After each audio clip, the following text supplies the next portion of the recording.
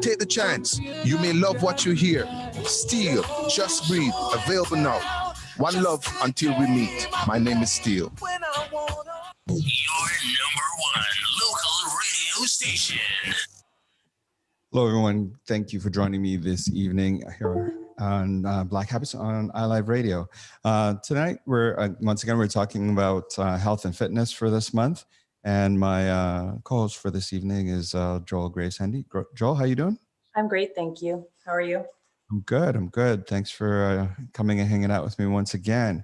So obviously, lockdown is slowly being opened up. And, people still can't go to the gym yet, and certain indoor activities are not happening. But I want us to talk a little bit about, some of the habits that people have acquired over the course of the last, year and a half, almost 2 years now. Boy, it's been a while since all this madness started.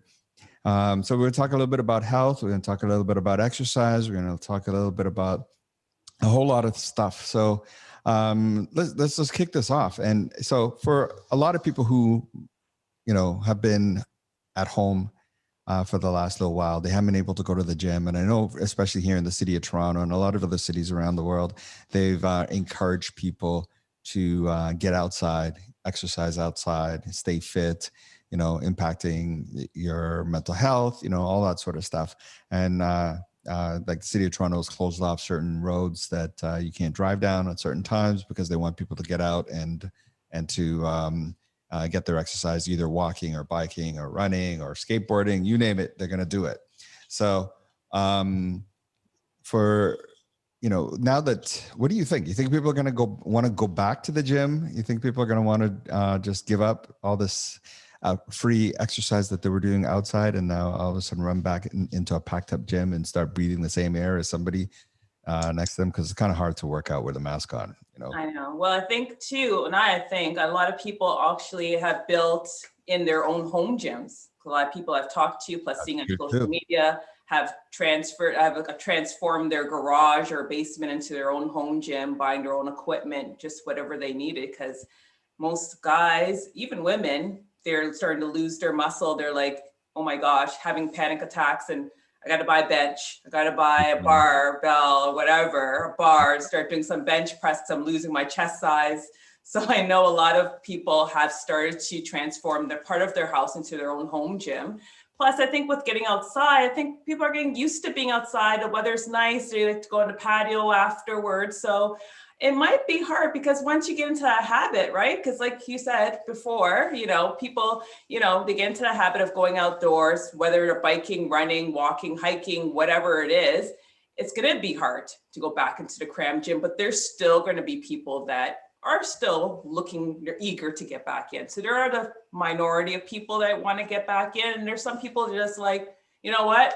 Cancel that gym membership. I'm good. I'm good. I've got my little couple barbells or dumbbells in the basement. I'm going to go down there and run on the treadmill. Mm-hmm. So it's interesting how life has shifted, and it's changed in so many ways that we don't even fully realize that that life has changed until afterwards. We're looking back and like, oh my gosh, are you going to be like those old folks back in 2019? I used to live in the gym all the time. Yeah, and you adapt as well too, right? When you don't have, usually adapt to what you have means to. So I think people have adapted to whatever is the necessity that they need at home to get their pump on and getting outdoors. So they may not ever go back into the gym. Now I know you used to teach in like a gym setting, and you went virtual. Mm-hmm. Now. Are you planning on going back to, are you going to stay virtual? I'm just curious, there are a lot of trainers have made the move from the physical space because out of necessity, really, to keep your business going. But, some people are staying online. Some people are going to do a bit of both. Some, there's a mix and mash. But for you, what are your plans? Are you planning on going back into a physical space and training people within those four walls again and breathe the same air as them? I'm open to both. I love the virtual. I think I always keep the virtual, but I'm open to getting, seeing people one-on-one. because it's always nice to be able to have that tactile, you know, being one-on-one, seeing them, they see me face to face, whether it's in a park or in a enclosed building. I'm open to options, right? I love the fact that virtual, because then it allows me to see clients globally. So I can be anywhere in the world. So that's always going to be something that it's going to keep, but I'm open to, once everything starts to get more people get vaccinated and people feel comfortable, to see clients one-on-one or in a semi-private or in a group setting, but more spaced out, not so enclosed. So as a trainer, do you, do you, like, in the back of your mind, do you have any concerns about, the next COVID, and being indoors with people training the way you did before?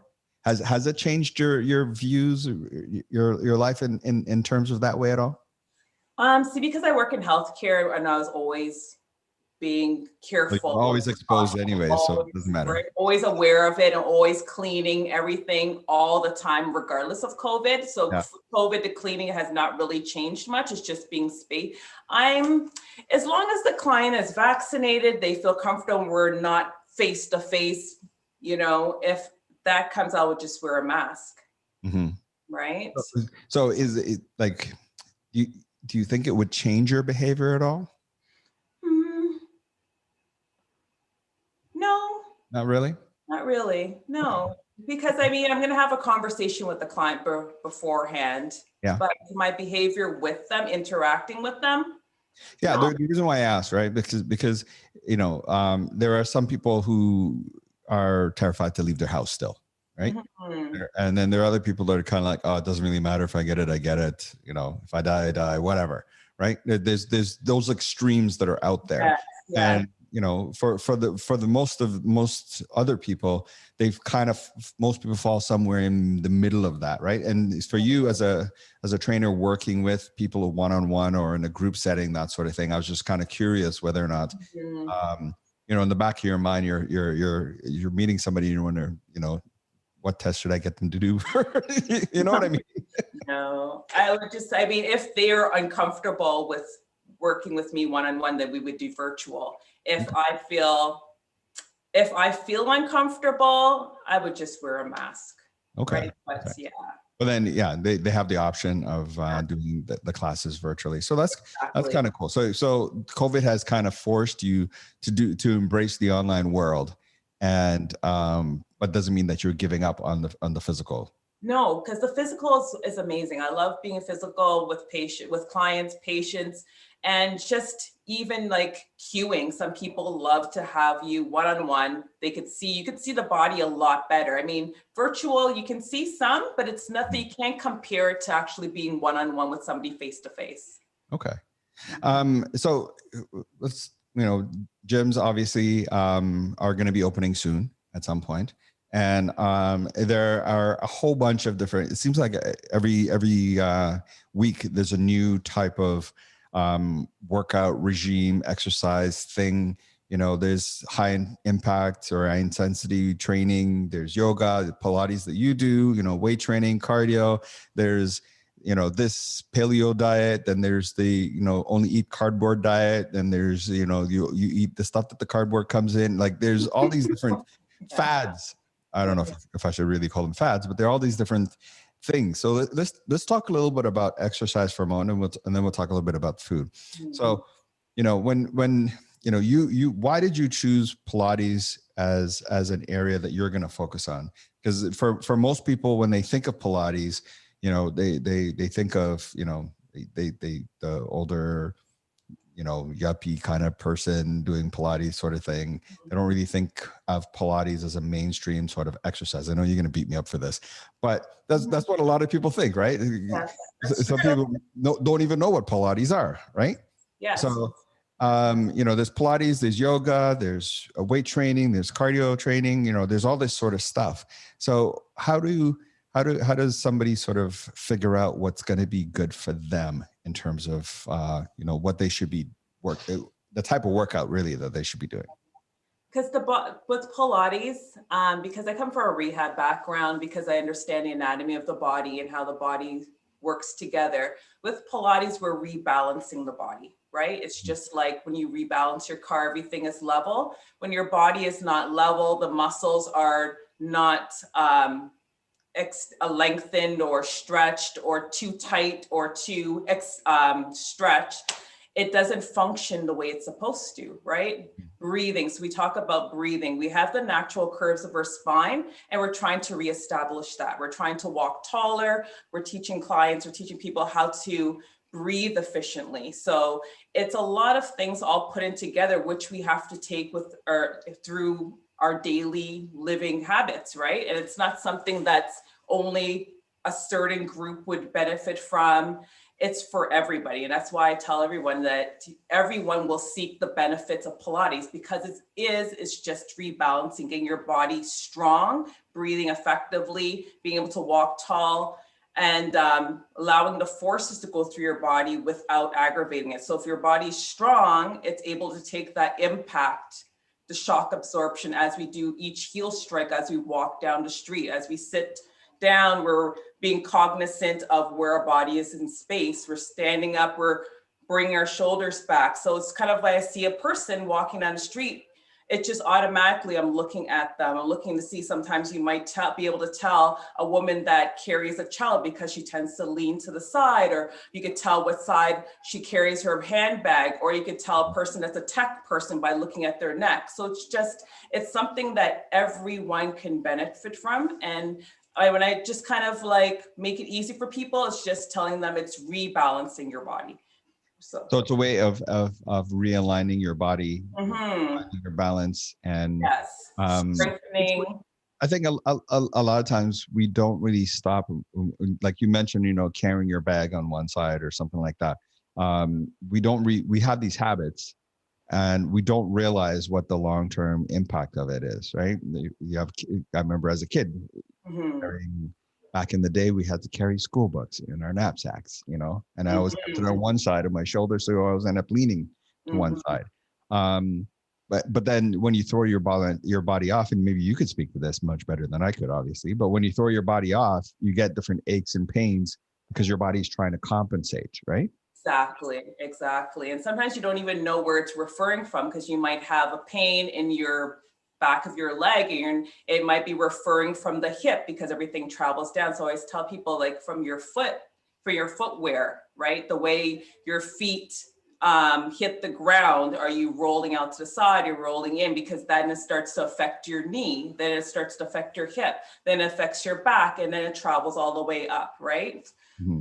So the main reason you got into Pilates was it kind of fit with your. If it was physio, and if it was just, rehabilitation with people, just getting them back, like if they have a sports injury or a workplace injury, and just seeing the benefits of it. And in core, right? Core is your powerhouse, and that's what kind of really got me into it for myself. I basically just fell upon it by accident, literally by looking through a fitness magazine, and it was all about core. And I was like, oh, let me try this Pilates thing, because it's big in LA. A lot of celebrities are doing it.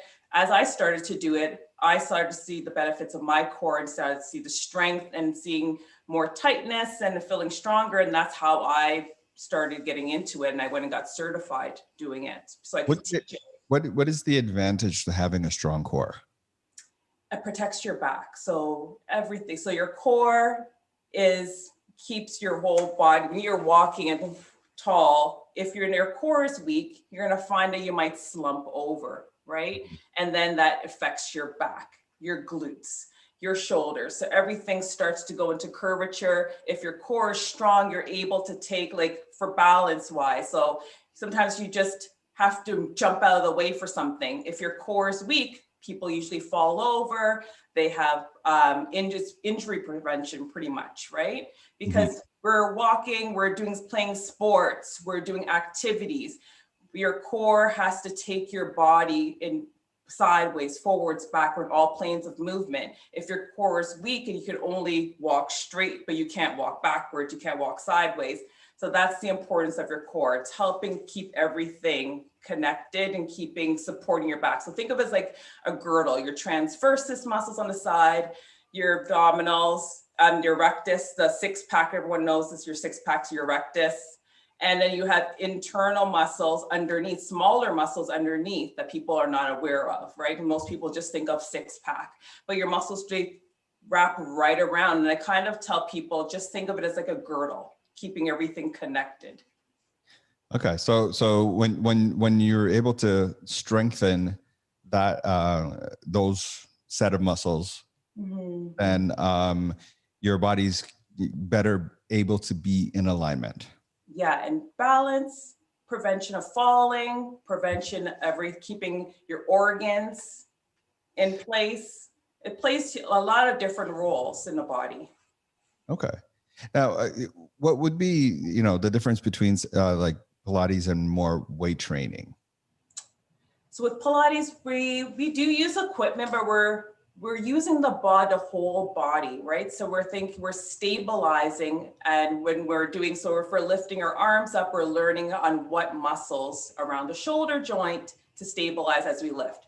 When you're using weights and stuff, there's more chance of injury with the weights. There's less control. So that's why sometimes people get injured in the gym, because they're not learning what to stabilize. They're not learning that they have to use their core. They're just picking up the weight and just, you know what I mean? Everything else is just kind of going its whatever way.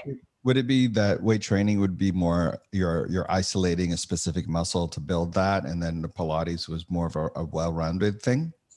Yeah, you could say that. You can say that, yeah, because I mean, when you're doing Pilates, your whole body is working.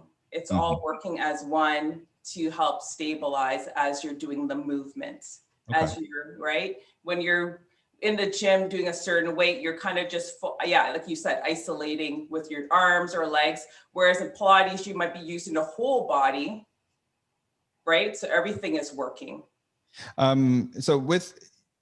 Is there a value in mixing? Like there's some people who they just do Pilates or they just do yoga, is there a value in mixing the different types of exercise that you would do? Oh, for sure. Like even for me, like it depends on the goal you're trying to achieve. So if you might mix up Pilates because you want to strengthen or work on stabilization or what's it called? Mobility, right? You're going to go to the gym because you might want to get your cardio in. And you also want to lift train, but we also use weights, resistance bands or resistance training in Pilates, but it's not as heavy. Okay. Right. But you can mix. I tell people you can mix up, maybe do Pilates 3 times a week. You do weight training, you do incorporate some cardio, because with Pilates, you're not going to get the cardio burn, sweating like you would get if you did some running or some kind of form of cardio in the gym. Okay. So let's talk a little bit about food. And, so again, most people, the bars are starting to sort of open up on the patio, and people are now beginning to hit the patio. And for some people during COVID, they probably gained really, really horrible eating habits. And then others probably gained really, really good eating habits. But now, it could be really easy for all bets to be off and you to be at the pub on a patio, because, we've been jonesing the social interaction that we've been missing for so long. What would be, your advice to some people to try to keep them with to maintain their healthy eating habits that they've gained over the last little while? And then for those who did end up, with some bad eating habits throughout this whole thing, ordering Uber Eats every minute or skip the dishes or something, what would you recommend for them as well? So again, it's like some menus I've seen, they actually put the calorie intake. So you also try to stick with things that that seem more natural. So when you're looking at the menu, you kind of want to pick things that are less greasy, or it's hard to say, like you would maybe have just sides on the side, like the dressings on the side. So you can actually add what you want to add instead of getting a Caesar salad with all the fixins on top. It's hard. The donut with like 2,000 calories, I can't just eat that and that's my meal for the day. No. Like you want to I have a 2,000 calorie limited day, so just that one donut. No, it's good calories. So you always want to think of good calories. I mean, we've been talking about reading labels and reading the ingredients. So I know a lot of people have been waiting for those patios to open up, and now they're just like running to patios and ordering. But then you also want to be cognizant of like, okay, if I have a burger, me choose wisely my side. So instead of having fries, maybe have a side salad with it, with the dressing on the side, right? Or vinaigrette dressing. Try to stay away from the creamy dressings.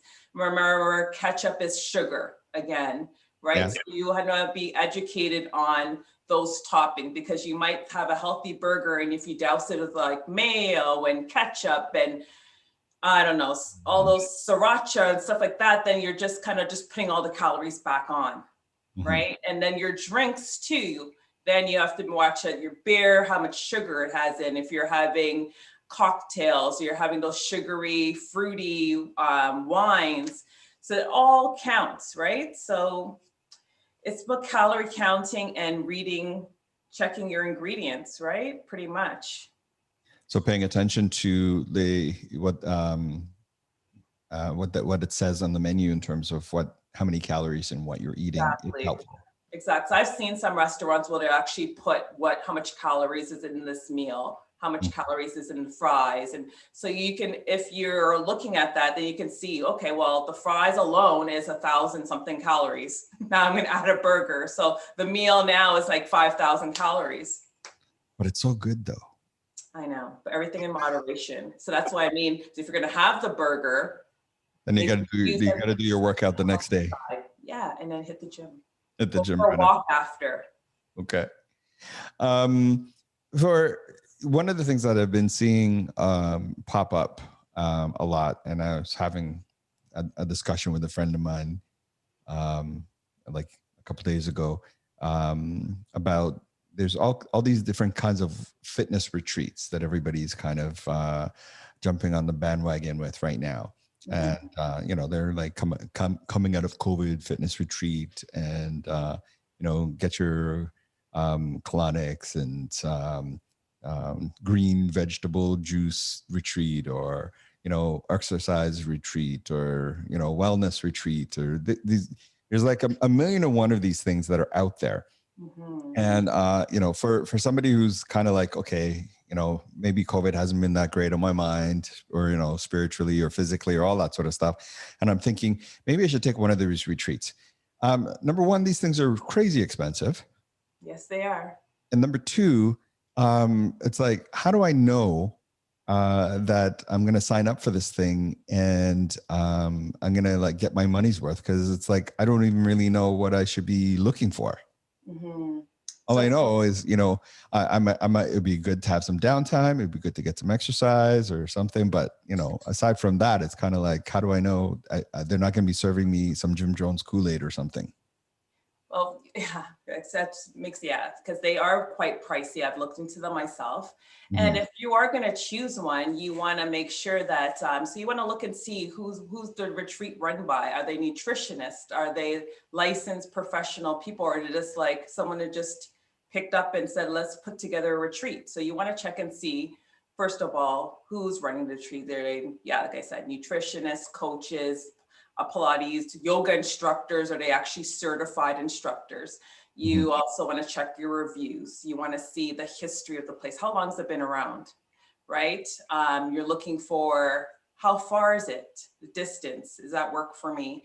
Also, another thing, if you are used to having your technology with you, you want to be mindful that you want to look into that and make sure, because some retreats may say, no, there's no Wi-Fi here.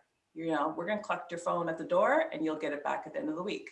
So you also want to look into that. If you're a foodie, you want to check and see, what kind of food are they serving? Is it, you want to look for plant-based, or are you even eating food? Are they just going to give you like green smoothie for each meal?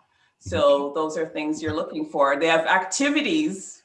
Green smoothies for every meal. You come back much lighter than you went. Yeah, so you're looking to make sure that you're not signing up for a weight loss retreat, right? that's the things you want to look for. You're not just going to say, oh, it's a retreat, because there's specific retreats. And then what activities am I going to be? And once I get to the retreat, am I locked in? Like, do I have to stay there the whole time? Am I allowed to leave? Do I have free reign of coming in and out? Or once I'm here, is that it? Do I have a curfew? Yeah. You know, do I have my own free time, or is it some place that I have to engage with everybody there? Or can I just be by myself and be, you know, some people just want to get away and not have to engage or participate. So those are things that you want to look for. Okay. So you want to make sure that for what you're saying, you want to do a little bit of research to figure out what their reviews are like, who their instructors are and how accredited they are. Mm-hmm. And you want to find out things about the venue, whether or not they're serving real food or just green leafy stuff, or just, you know, the mulched up veggies in a drink. Mm-hmm. Okay. Those are some good food for thought. You know, with summer coming and we're becoming more, people are being more outdoors and things are starting to open up again, and people wanting to lose weight, and obviously people want to lose weight really quickly. Another thing that people tend to do sometimes is either they don't eat, so they try to starve themselves so they can lose the weight, or they take a whole bunch of laxative because they want to try to lose some weights that way, you know, trying to purge their system. There's, you know, what are some of the do's and the don'ts? Because you hear things like, you know, intermittent fasting is good, but then other time it's not good. And then there's some people who kind of go overboard with that. Yeah. And then, you know, they want a flatter stomach. So they're going to have, you know, take a whole bunch of laxatives, hoping that they're going to lose weight that way. Like, there's so many unhealthy to that. Maybe you could talk a little bit about that. What I always tell people first and foremost is, what are you trying to achieve? Is this something you want to do temporarily for a photo shoot and then you blow back up? Or are you looking for a lifestyle change? Right? Because most people, you want something to sustain for life, something that's realistic, something that you enjoy doing, that you can continue to do. Taking laxatives is a temporary fix, right? And it's not healthy, number one. And again, with the intermittent fasting, is that something you're going to do for the rest of your life? I don't think most people are going to do it. There's some people that intermittent fast, that's just how they are. They miss breakfast and lunch, but also, again, it's not healthy. You kind of want to do something that is sustainable and is a lifestyle healthy change, right? Because we're not getting younger, we're getting older. And it's something that we want to do continuously till we're ready to go. But, you know, I mean, that's something that's healthy, right? And I would say try to find a balance. It's all about finding a balance, a healthy balance with eating 3 meals a day or smaller meals there, but you're looking for things that are natural. So I always say looking for foods that we can read. It doesn't seem like when you read it, it doesn't look like a science experiment that you put together, right? It's basically, you want to look at the label and say, oh, I know what that is. I know what that is. But when you're seeing a whole set of chemicals that make up this good meal, that's not healthy. So you're looking for things natural foods, and then you're also incorporating your exercise. And it's just trying to find that healthy balance. Because I mean, I've been there too. And I got to a point where I said, you know what?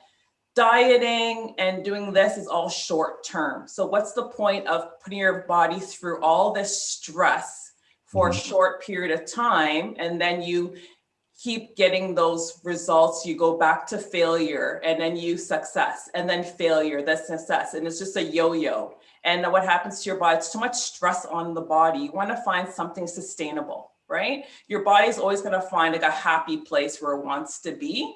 And if you want to push it past it, find something healthy, like incorporate more exercise, something that will burn more, or eat less of the fattening foods, right? They're unhealthy foods. But I mean, not to say that you're not ever going to have a treat here and there, but you're trying to find healthy alternatives for your treat other than eating a burger. And I mean, nothing's wrong with a burger, but you can make those foods, those happy foods that make you feel great, find a healthier way to make them. So instead of frying it, you can bake it, you can grill it, you know what I mean? And adding healthier toppings, or go bunless with your burger, or, you know, having fruit as your sweet treat.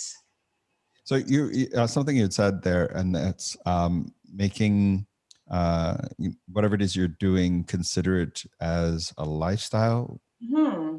I guess a way that you're going, a way of life that you're going to live from here on in. And that, you know, when people think about diet, they think, you know, I want to lose 20 pounds. So I'm going to diet, I'm going to exercise, I'm going to work out and lose my 20 pounds. And then it's like, okay, I'm good. I reached my goal. But then how you maintain it, right? Then they end up, you know, gain it back in a year or two or something like that. Because it wasn't a lifestyle change, as you put it. And that's you know, that we've become so programmed, right, into the fast foods, into, you know, even during the pandemic, some people have on one hand, some people have rediscovered what it's like to cook your own meals again, and then on the other hand, some people have discovered how easy it is to finger cook with your telephone, right? And so we've developed these crazy habits, but changing our eating habits or exercise regime, stuff like that, that takes time. And the chemical endorphin payoffs that we get from the fast foods, we don't seem to get that, you know, from a free piece of fruit the same way. It doesn't seem to work out that way. So when you think of changing a lifestyle, you know, for somebody who's going to do that, for what you're saying is looking at more the less processed things, reading your labels more, making sure that you know what's in your food. Exactly. More plant-based. I mean, your body will feel it too. Like if ever like try to start eating healthy, and then one day you're just like, I haven't had fries in so long, and you have it, and it just doesn't sit well in your stomach because of all the grease and oil, you know. So eventually, once you start choosing healthier food, making healthier food choices, you will feel the difference your body feels, right? You'll feel more energized, less sluggish, less sleepy, and it'll encourage you to start eating healthier. And then your body will eventually start to reject those heavy processed foods. I was told once that you're supposed to stay away from the center aisles of the grocery store. Because pretty much everything that's in the center of the aisles of the grocery store is so processed that, and we should be eating as little processed as possible. But then you have, you know, there's so much plant-based, how do I put this, meat, you know, you've got plant-based chicken or plant-based turkey or plant-based beef. And I don't know if you know much about it, but I'm skeptical with it because I'm thinking to myself, that is such it's like a super processed food. Because if it was grass yesterday and today it's a burger, you know, it's a beef patty. I'm thinking that's a whole, you know, I'm being silly here with it being grass. It's not grass, but I know what you mean. And I've actually, well, I'm not the specialist on it, but yes, I've actually heard about some of those things that they try to, they're not meat, but they're trying to make them taste like beef or bacon. They're even worse than if you just had it. So you have to be careful with some of those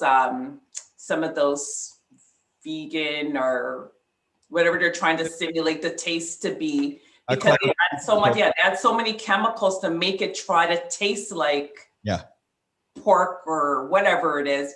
I've watched some shows on that too. So it's like you really have to educate yourself on these foods. Not just because, oh, it's vegan, this is a bacon burger, but it's really not a burger. What makes it taste that way? And then you see all these different, you just know right off the bat, if there's 30, 40 different chemicals to make it taste like bacon, how can that possibly be good for your body? Just go and eat the bacon. Yeah. If you want bacon. So for you, Joel, you know, what do you do to maintain your size and your health and, you know, being at your optimum level? Because I would assume that you know, in order to, you're not doing every single workout with all your clients. So, you know, how do you maintain your shape? And if you know, if somebody comes to you and says, you know what, Joel, I want to look like you. Yeah. Well, for What do I me, need to do? I don't, yeah, well, for me, I tell people 80% of it is what you put in your body is food, right? So for me, I don't eat meat. And I try to limit my white carbs, so I don't eat rice and pasta. That's something I rarely eat. So I try to eat a lot of alternative meat to try to maintain my iron level. So I eat a lot of beans, chickpeas, lentils, a lot of salads, fish. I have salmon, mainly salmon. And then I hardly eat dairy. So not to say I eliminate it altogether, because I do have some foods that may have cheese in it, but I don't drink milk. I drink almond milk when I do have it. And that's not something I have on a regular basis. I have it in my protein shakes. So shakes, I usually I have that in the morning with, so almond milk, my frozen fruits.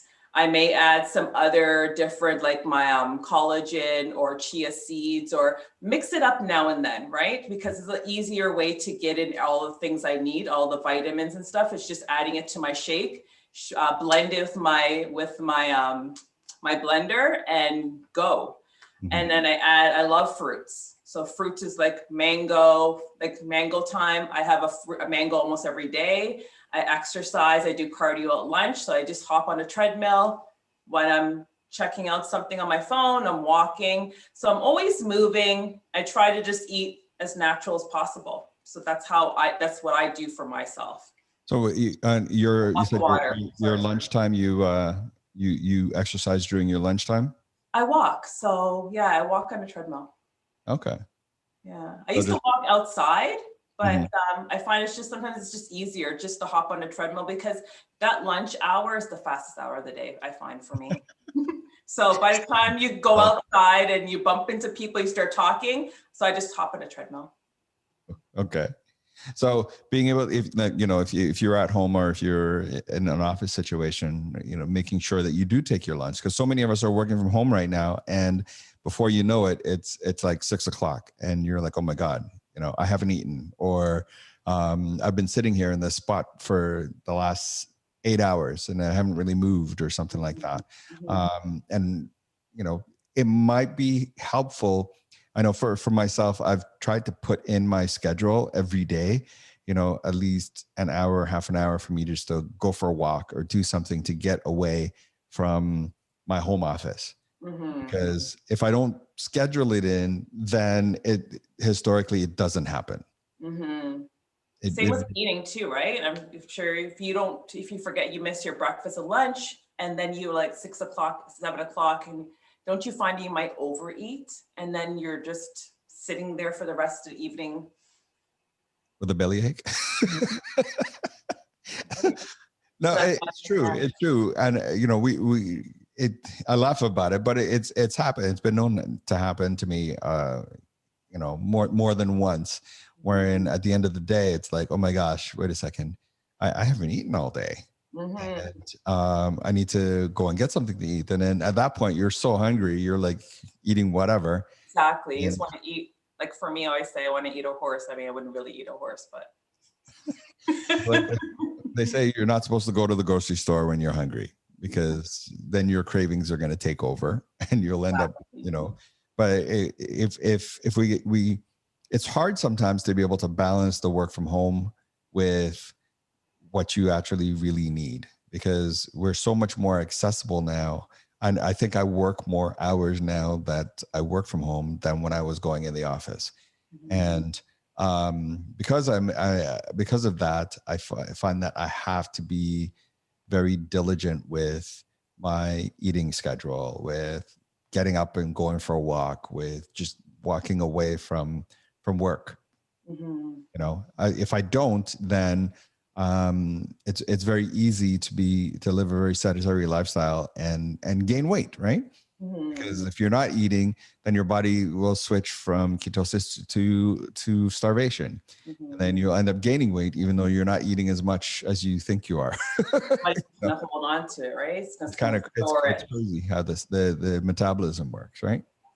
And that's where meal prepping as well comes in place, right? On the weekends, I always tell people, that's the time where you just designate maybe a few hours to kind of just chop up veggies and put them in separate containers, or, just have it so it's just like you just grab it and go. Because like you said, when you're busy at home, working from home, you just get caught up and then you just get so tired that you don't want to get up and having to prepare something. So if it's already prepared, you're just going to grab it as opposed to pick up the phone and ordering out. Yeah. It's definitely, it's work. And that's the crazy thing. Why does it take work to be healthy? And it's like no work to be not healthy. Shouldn't it be the other way around? Yeah. And it's cheaper to eat unhealthy too, than to eat healthy. So we've been talking now for almost 45 minutes. Joel, maybe you could let people know where they can find you, or if they're interested in, getting into a routine or a program. You can find me at foreverfitbyjoel.com. That's my website. So where I offer group classes with small equipment, private, semi-privates. I also have my social media links. So Instagram, Forever Fit by Joel, Facebook, or you can email me at foreverfitbyjoel@gmail.com. And I do free consultations. So feel free to, DM me or send me an email if you have any concerns or questions on what Pilates is about, how to get started. And, if you just need to have a sit down with me face to face virtually, we just talk and see where you're coming from. Okay. So we've got maybe about 15 minutes left. And so we've talked about quite a bit of stuff. We talked about, wellness retreats. We talked about healthy eating habits. We talked a little bit about exercises, with different types of exercises. For people who might be struggling with wanting to go back to the gym and want to consider doing exercise, but want to stay doing that outside, there are things like various different kinds of boot camps, high intensity training. There's those Tough Mudder things where people do all these ridiculous obstacle course stuff. There's Pilates, there's yoga, there's like all of this, these activities from outside. For somebody who's looking at themselves and saying, you know what, COVID hasn't been all that great to me. I've been stuck in my house and I haven't really done a whole lot. What should I be consulting my doctor? What kind of questions should I really be asking my doctor, or should I be asking myself before I start doing any of these exercises? Yeah, first to go to have a physical done, right? Because you want to starting a baseline and see where your health is at. Especially if you haven't been eating unhealthy, you want to check, like they're just going to do your blood work, checking your cholesterol, checking your blood pressure. So you want to find out where you're starting at. Are you healthy? What you need to do, you may have to change. You may go to have your physical done and find out that you might be fine, or you might have a rude awakening and saying the doctor might tell you, what, your blood pressure is a little high. You need to cut down sodium, or your cholesterol is high. So you just getting that baseline, making sure that you're good to go, right? Because then from there, your doctor can give you the go ahead onto how to start your exercise. Because some people think that there are people that think they could just get up and start running, right? And without even checking to see how their heart is pumping, what's going on with their body. So it's always good to start, number one, with your physical, getting your doctor's okay to go ahead with exercise. Okay. So having that physical and getting an idea from your doctor as to just how much exercise your body is capable of dealing with. But for many of us, I was talking to a friend of mine the other day who was trying to play basketball with some teenager and almost died. It was the funniest thing to me. And but in his mind, he was still 25. He could dunk that ball like he did back then. and then got a rude awakening afterwards. So it's definitely something you might want to check with your doctor before doing some of these things. One thing that we really haven't talked a whole lot about, and that is the importance of sleep. Sleep And is, yes. it's something I think we don't think about, and it's highly underrated as to how important it is, because that's when your body repairs itself, right? Exactly. I was just going to say that's when your body cells repair. And if it doesn't, and I heard some people that pride themselves in saying, oh, I go like a machine. I don't need sleep. I just work. And they don't know that that is so dangerous, right? Because how is your body supposed to repair itself? And when you're not sleeping enough, eventually it's going to take a toll on your body. Your brain gets foggy because you're not getting that rest. Things, you know what I mean? So it's very important. That's why I was telling, we had a conversation about the watches too. So if you don't know how much deep sleep, I think there's called REM sleep and deep sleep, and there's different types. So it actually tells you when you're actually getting that solid sleep or you're restless. Because even if you go to bed at 8 o'clock and you don't wake up, you may have only gotten 4 hours of sleep, right? So, or 2 hours of deep sleep. So yeah, that's where some of those, the tech, so what's it called? The Fitbits, or there's other types of watches that kind of track your sleep patterns and will give you an idea of how much proper sleep, and how if you're waking up and you're feeling, why did I sleep? I slept for 8 hours, but I wake up and I'm so lethargic, I feel I have no energy. It kind of gives you an indicator you're not sleeping well. Maybe also too, if you're heavy snoring, you're a person that snores, then it might trigger, hey, I might have sleep apnea, something's wrong, right? So there's a lot of things you want to look at. If you snore a lot, if you wake up and you're still tired, if you don't have a lot of energy throughout the day, you just that's why you want us to make sure that you're getting a good night's sleep. So being able, and it becomes even more important when you're exercising, as you're working out, because as you're working out, your body is basically being broken down in order to be rebuilt. If you're not getting enough sleep, then your body doesn't have the time to be able to rebuild itself the way that it needs to. And like you said, you do this for prolonged periods of time and you can definitely cause some injuries, right? Exactly. Something that somebody mentioned to me the other day that I never actually thought about before as exercise, and that's gardening. I've told you that before. Gardening, yeah, and that's why I always say find things that just allow your body to move that you enjoy.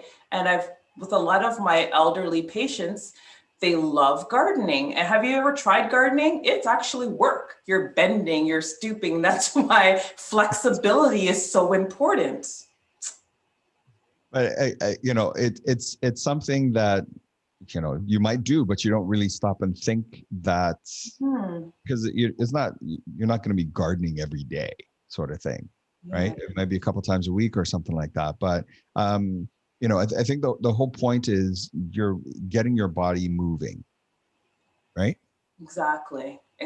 Any type of physical movement that gets your body moving in different planes, you're bending, you're standing, you're shifting, you're squatting, you're getting up. It's a form of exercise, and that's why it's not just going to the gym. You can do so many different, cleaning your house, washing your car. Have you ever washed your car? You feel, oh my gosh, my arms are sore. I know I've done it, and I'm like, wow, this is a workout, just washing my car. Vacuuming, mopping the floor, doing any kind of activities that kind of gives your heart a little pump, walking, right? It's exercise. It's just think of moving. I just tell people just move. So if you've been sitting around at home through COVID and just working from home and not really going to doing anything, just get up and move. Clean, go start recycle. I mean, going through all the old things in your cupboard that you haven't worn, or that's exercise. Then it doesn't have to be, you don't have to be on the ski hill getting your butt kicked by a trainer at 7 a.m. in the morning. Exactly. But it could be as simple as just getting up and going for a walk.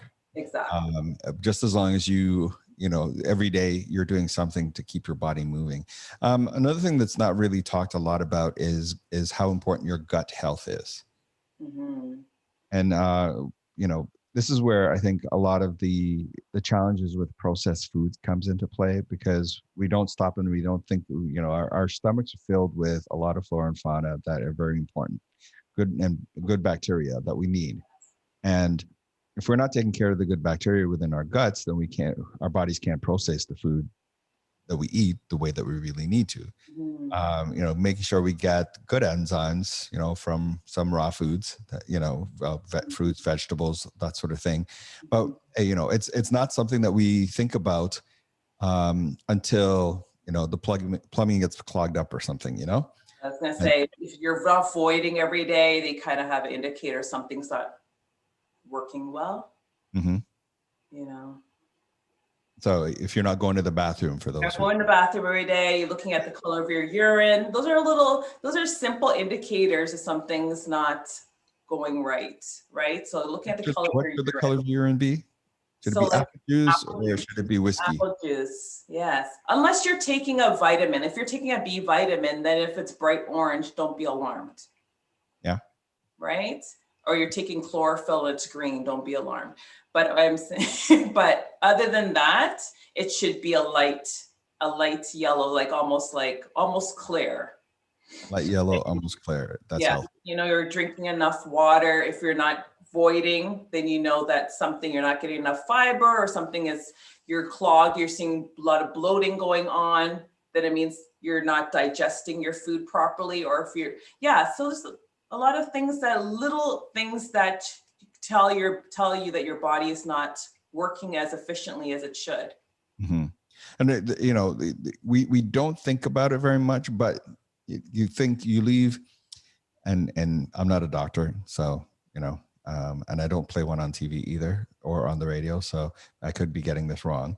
But I just think to myself logically, if I leave something on the counter for a few days and it goes bad, if I have that same thing inside my gut for a few days and it hasn't been removed, then, that can't be all that healthy for me. Yeah.